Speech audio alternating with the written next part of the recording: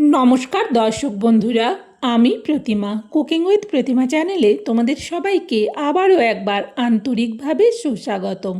আশা করি বন্ধুরা তোমরা সবাই খুব ভালো আছো, সুস্থ আছো। আমিও তোমাদের মতো ভালো বন্ধু পেয়ে খুব ভালো আছি। আজকের রেসিপিটা শুরু করার আগে যে সমস্ত বন্ধুরা আজকে প্রথম আমার রেসিপি দেখছো, তোমরা আমার আরও রেসিপি দেখতে চাইলে আমার এই ছোট্ট পরিবারে বন্ধু হয়ে আমার সাথে যুক্ত হয়ে থেকো। আমার জানা রেসিপিগুলো খুব সহজেই বাড়িতে বানিয়ে নিতে পারবে। আর রেসিপিগুলো বানানো যেমন সহজ, খেতে কিন্তু হয় ভীষণ স্বাদের আর খুবই স্বাস্থ্যকর রেসিপি। চলো তাহলে আজকের রেসিপিটা শুরু করি।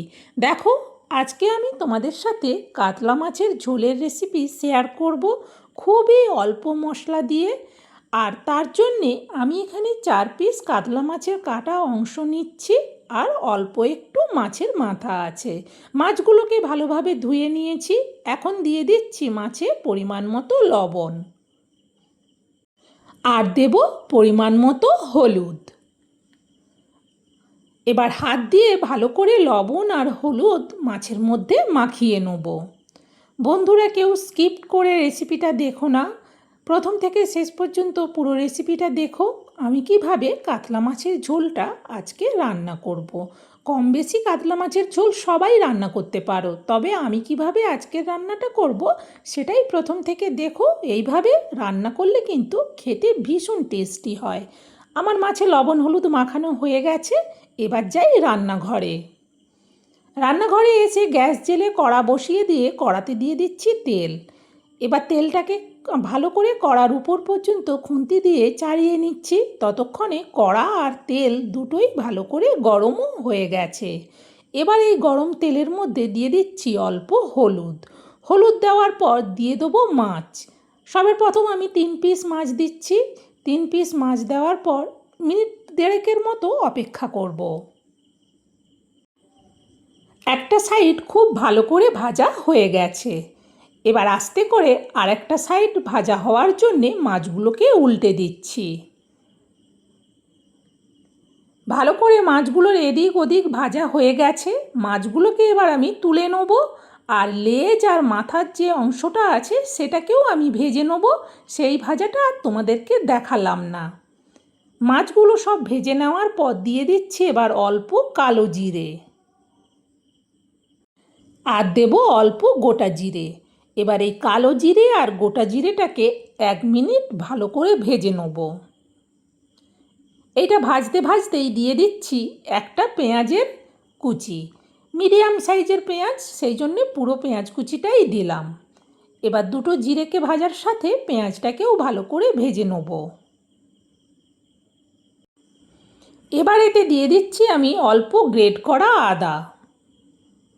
4 চামচের মাপে 1/2 চামচের মতো দিলাম। এবার পেঁয়াজের সাথে আদাটাকেও ভাজতে থাকবো।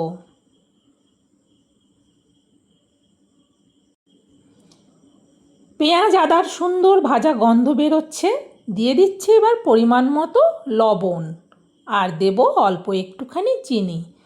লবণ চিনি দেওয়ার পর আবারও খুন্তি দিয়ে মশলাটাকে নাড়াতে থাকবো।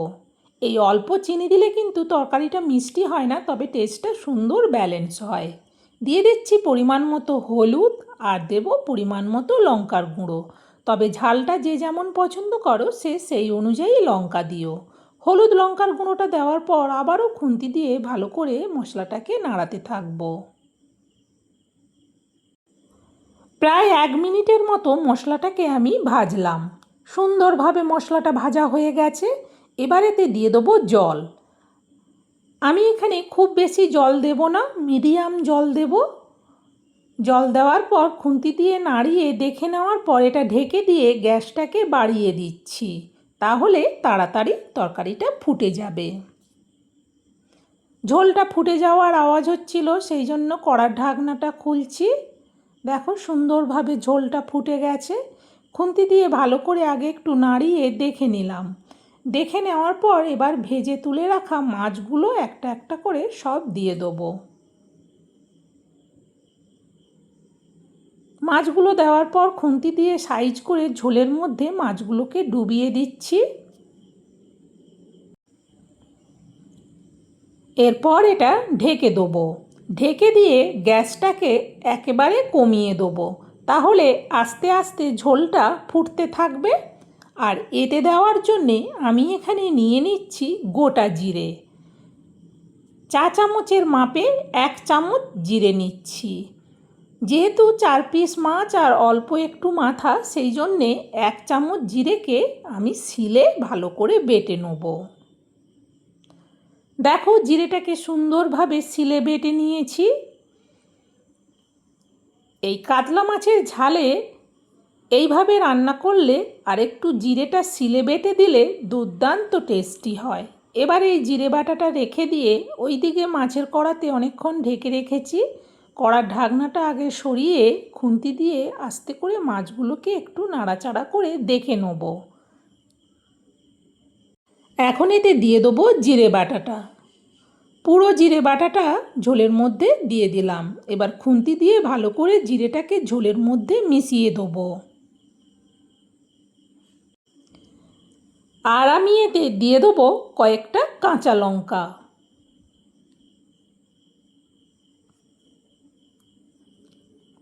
এবার এটা ঢেকে দিচ্ছি। গ্যাসটা কিন্তু কমানোই থাকবে। প্রায় মিনিট 3 মতো বাদে আমি কড়ার ঢাকনাটা খুলছি।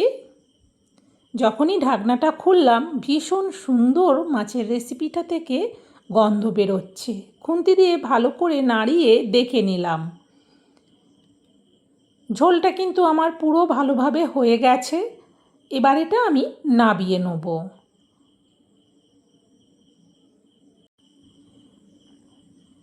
এরকম একটা বড় স্টিলের বাটিতে পুরো মাছের ঝোলটা নাবিয়ে নিচ্ছি।